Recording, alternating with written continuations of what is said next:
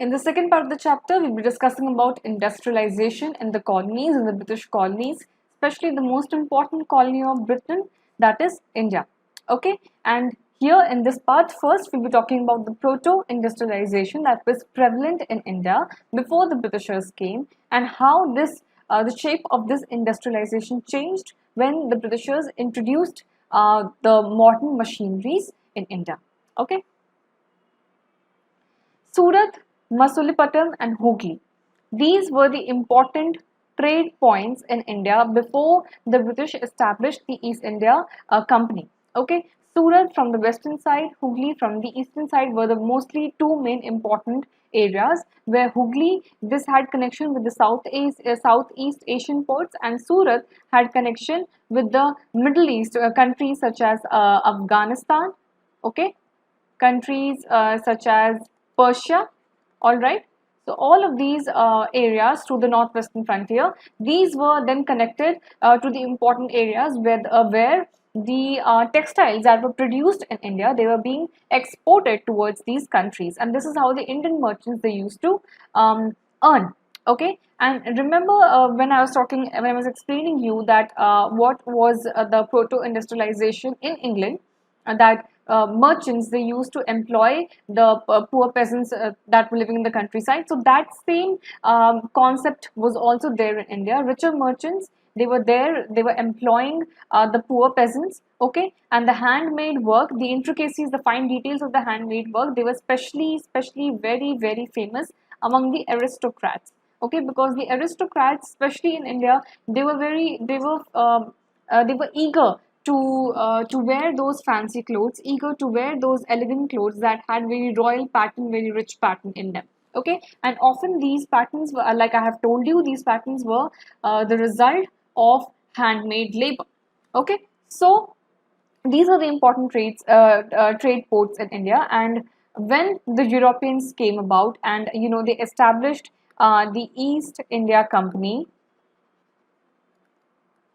when they established this East India Company in the 1760s, the important ports, these three important ports, they were dissolved, okay, and other ports such as Bombay and Calcutta, they were established.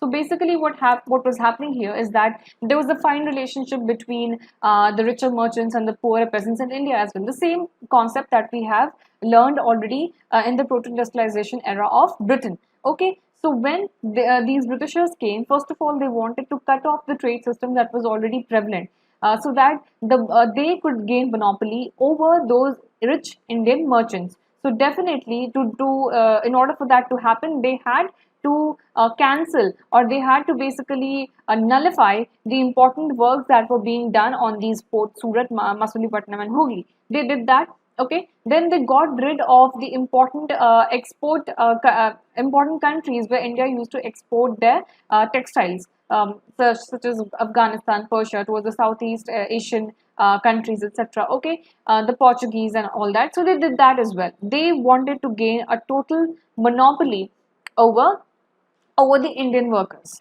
Okay, so now what they happened was that when the East India Company, when they established political power, they wanted to gain the monopoly to trade. They did that. Now all the richer Indian merchants that were employing work to the poorer peasants, those richer Indian merchants, they were now they were working under this East India Company. So gained they gained monopoly, okay, they gain the authoritative power, in other words, over the Indian merchants.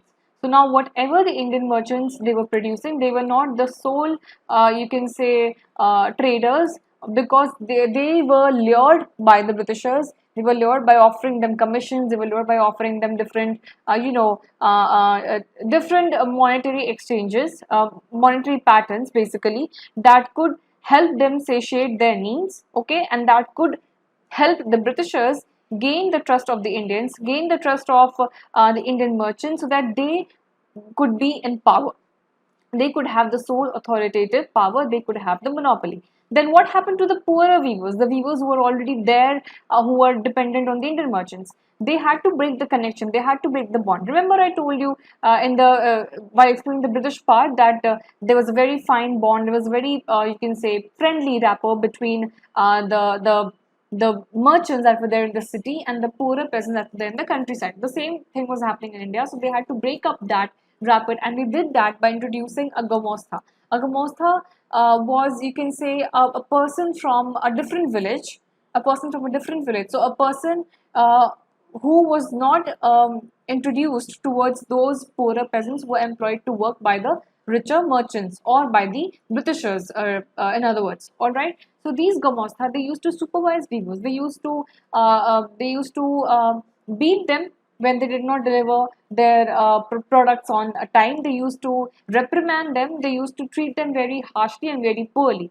So whatever fine connection was there between the richer merchants, Indian merchants, and the poorer peasants, the Britishers, they broke that connection. They introduced this new person who was known as Gomostha, and he was a figure of supervision. He supervised the weavers and he eliminated existing brokers and traders. So whatever friendly relationship was going on between the villages, they got done away. They got themselves rid of that, because in India there was no fine distinction between city and village, right? Like there in Britain, you had a very fine line between London and the other countrysides, right? But in India, there was still not a very, you can say, a prominence of a particular city area. Even though Surat and Hooghly, they were there, so they were the important trade centers, they were the important port centers. The rest of the area, it was still largely village dominated, and those richer Indian merchants, they were there in the villages only. So when these Gomostha, they were coming from the other villages that the poor peasants, they were not exposed to, they did not know them. So they were alien figures, all right, and they prevented those company weavers from dealing with other buyers. So they were basically offered some sort of loan. Those Gomostas came and they told the peasants that we would like to give you some loan, and you can, buy whatever raw material you want to buy, but you have to deliver the products to me, because I have given you the loan. So whatever products you have to deliver them to me, and slowly you can, repay me the loan. Okay, there is no issue. All right, this is what was happening, and then a sort of bondage was there. That bondage was not very literal in the very literal sense, but it came about gradually, all right, because then those weavers, those poor company weavers, they were tied up to those specific buyers, they were tied up to those specific Gomostha person, or those specific, you can say, merchants that had provided them with loan. So they had that sense of you can say you can say commitment, that I have to do my work towards them, and I do not have to flock to other people, otherwise they would cancel my work, and they would beat me up, or they would reprimand me and all that. All right, so this kind of clashes between weavers and Gomostas was happening, that also forced many villagers to desert their own villages. Okay, that forced them to migrate. Okay, then Manchester comes to India. So what was happening here, that by the time when Gomostas were being appointed, by those time, Britain cotton industry, or Britain cotton factories, that was not very prevalent, that was not very prominent, in other words. Okay, so I had told you that during the 1730s the first cotton mill industry in England was established. Okay, but it took a lot of time for the people there to accept this new form of industrialization, this new form of production. So a lot of time, was invested in that. During this period, I mean, you can say that during between 18 the mid 1800s, okay, mid 1800s and the 1730s. During this period, whatever finished products were being made from India by handmade labor, those were being exported to England.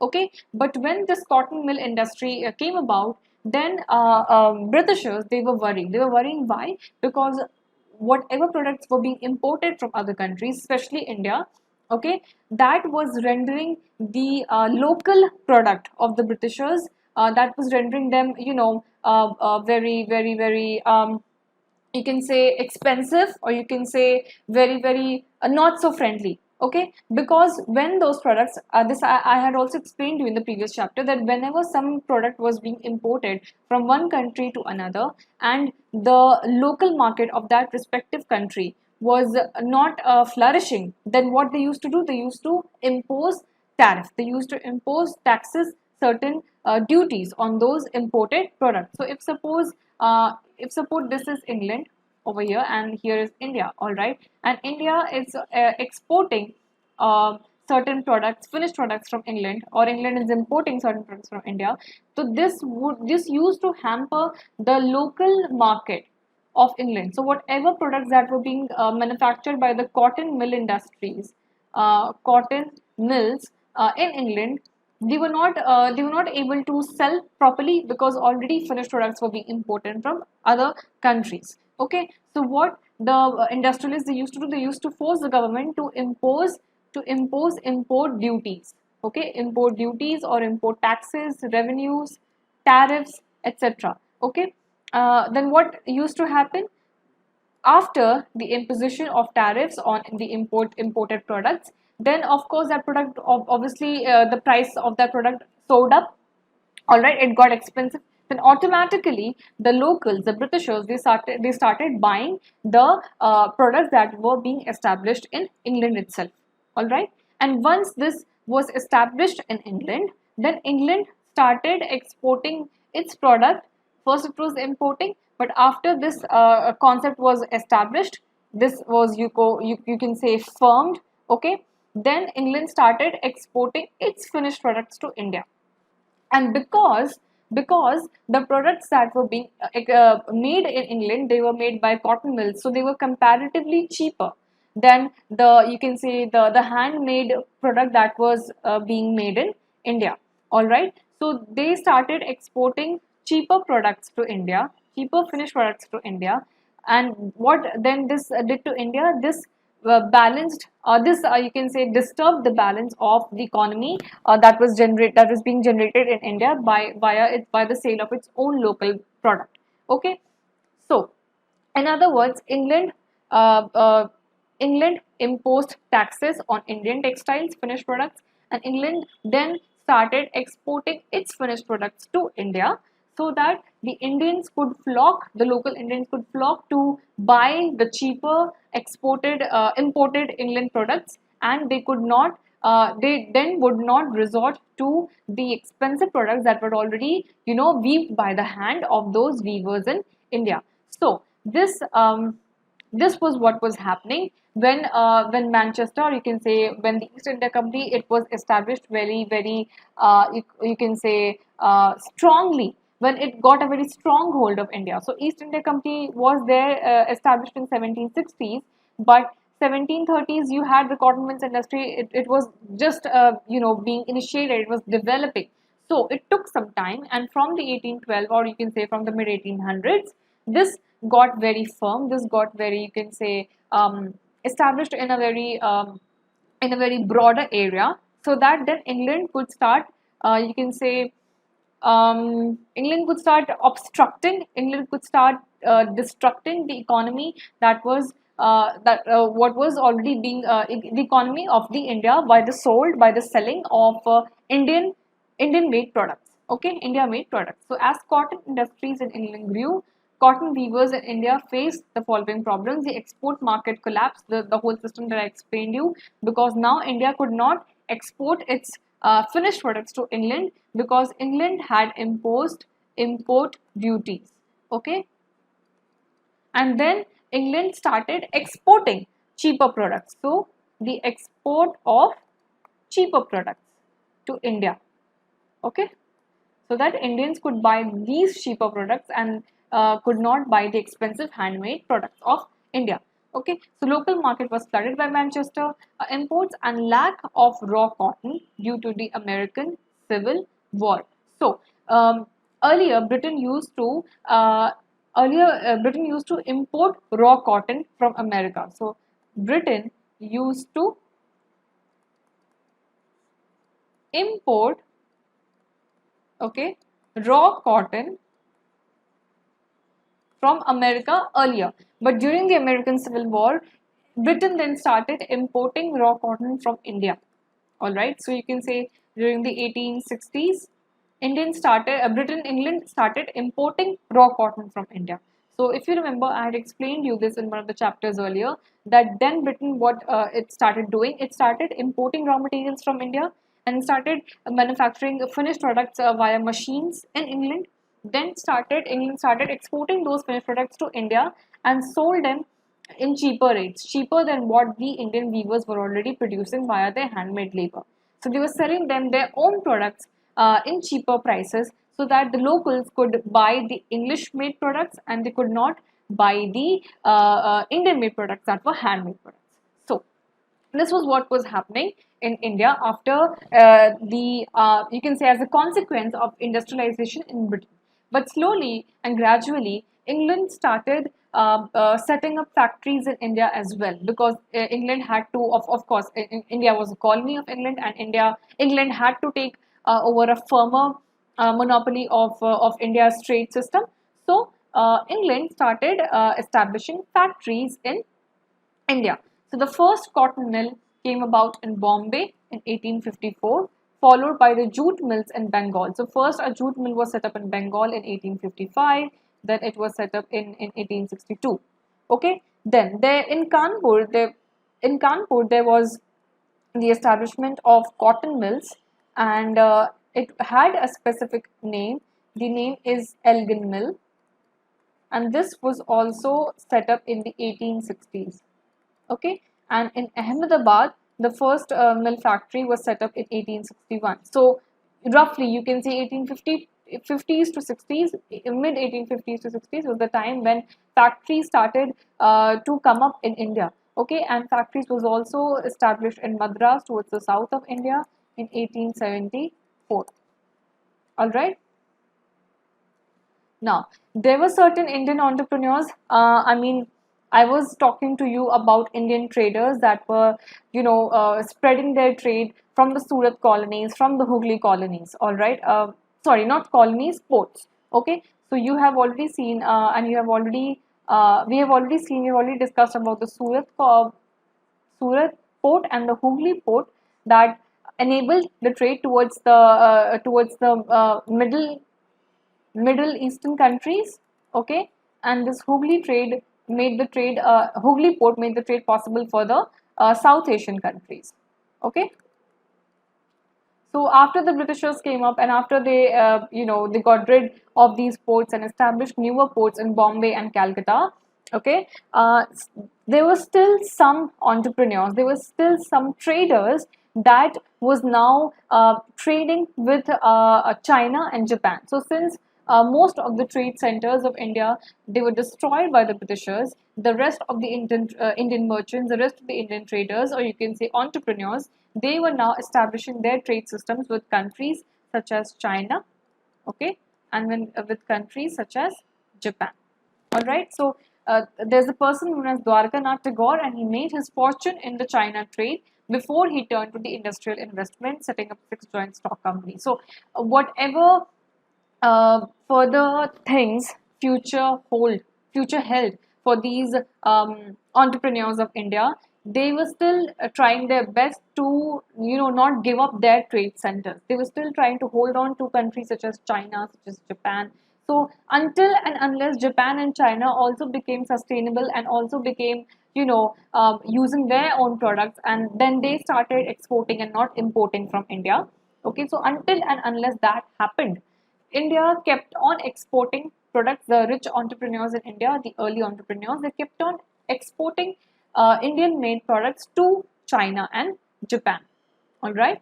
So, some of the early entrepreneurs, the names have been listed here: Jamsetji Tata, Dinshaw Petit, Seth Hukumchand, the ancestors of G. D. Birla, and the merchants of Madras. So, these were the important people who were following up their trade system in countries such as China and Japan, until and unless China and Japan also became sustainable, self-sustainable of exporting their products to other countries, and when they basically stopped importing products from India.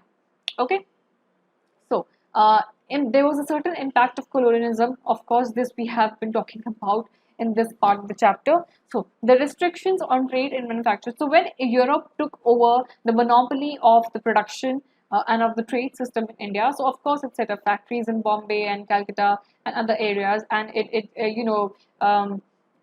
introduced people known as Gomostas who could supervise those weavers before the factories came up. But then again, after, or you can say besides the textiles area, there were other products also that the Europeans or the Britishers, they insisted the Indians to to they insisted the Indians to basically sow these products, to sow these crops, so that the desired harvest could then be exported by England. So products such as opium, products such as tea, okay, and of course there was cotton, all right, and indigo, okay, basically raw materials of all these tea leaves, raw cotton, raw indigo, and opium, etc. Indians were forced to manufacture these items so that England could have, you can say, England could commission by the export of these products, and England could hold a firm monopoly over Indian flourishing trade. Okay, then there was the establishment of certain European managing agencies. So there was some establishment of European companies, some agencies through which, or basically these agencies ensured that the production of these items or the production of these commodities were on the go and they were not stopping. So there were certain European managing agencies, and these were Bert Heiglers and Co. Okay, Andrew Yule, and Jardine, Skinner and Co. So these were the certain European managing agencies that established certain stock companies that ensured that was basically luring Indian merchants to come up and contribute towards the economy of England via gaining something or the other in return. Okay, and then these agencies were ensuring that the production of opium, tea, cotton, indigo, this was on the go, so that England could export all of these products via India, because of course India was the colony of Britain. Now, where did the workers come from? Workers that were employed in the factories, of course, there were those old, not old, there were those unemployed people, unemployed weavers, the same thing that basically happened in Britain. Now, since the machineries were displacing man-made labor, so many people were rendered unemployed. People were desperate for work. So, same pattern is following here as well. Wherever machines came upon, this was the pattern that was followed. All right. So, workers in Indian factories, it grew from 5,84,000 in 1901 to you can say here 2,436,000 in 1946. Okay. So here you have workers that were coming from Ratnapuri. It is a neighboring district of Mumbai. Then you had, of course, people flocking from Mumbai was earlier known as Bombay. So people who had flocked from the districts of Bombay. Okay. Then of course there were other countries towards the other districts towards the eastern side, etc. So all of these people, Ratnapuri, Bombay, Bihar, also, okay, from UP you have Kanpur. So all of these districts, all of these states, people were coming up and they were trying to find work for themselves so that they could satiate the needs of their families, because when the machines came, they displaced human labor. Okay, the role of the jobber. Now, if you remember, when I was explaining you the Britain part, I was telling you, and I was telling you about an important person, an important concept, that was connections. So since there were only few people that had got jobs, okay, in the city area. This is towards this is regarding the Britain part that I explained you. So and a lot of people were there for work, but only few job posts were open. And since there were already a few people that were employed in jobs, so what these people used to do, they started, and they started coming up to the villages and promising people that I'll offer you a job, it's okay. Okay, so basically all those people, all those villagers, or you can say all those unemployed people, who had certain connections, certain friends, certain, you can say, relatives who were already working, who could ensure them that yes, you can come here and work in the factory in which I am working, and I can ensure that you do get employed. All right. So these connections were working. Okay. Similarly, in India, when industrialists they started hiring people, and when a lot of people were there for the job, but only few of them got hired. Then there was a person known as a jobber. These basically industrialists, they employed these jobber to get new recruits. Okay, so this jobber is, you can say, the important function of this jobber could be similar to the connections that we had already seen in the British slide, in the part of the British slide. Okay, this jobber was usually an old trusted worker of that particular industry, and the work, or you can say the function or the role of the jobber, was to go out and look for potential recruitments, look for potential people. It could be the jobber's relatives as well, meaning the jobber's own connections, could be friends of him, okay, or could be other acquaintances or other new fresh recruitments that the jobber could hire for that particular industry, for that particular company. So the jobber was given some important status, as you can see here in this picture. Uh, he was made to, he was given certain important clothes like a white dhoti, and you can say, you can see here a very fresh kurta, all right, and the kind of cap that he's wearing. Okay, the adornment basically of this jobber was fancier than the other poor peasants, and this was purely related to the kind of post or to the kind of authority, you can say, that this jobber enjoyed. This person had a certain authority to be enjoyed because he was supposed to hire, he was supposed to bring about new recruitments for the industries. Okay, so these were the concepts that you had to learn in the India, in the British colony of India. Okay, where you and where we basically had a discussion about what were the consequences of industrialization, be it the proto-industrialization or be it the industrialization in the stereotypical terms, means the setting up of factories, okay, and the dissolving of older ports and the setting up of the newer ports by the Britishers. Okay, so this was what had happened in India during especially the 19th century, when the Britishers came about with industrialization. So in the next part of the chapter, we'll be discussing about other peculiarities that accompanied industrialization.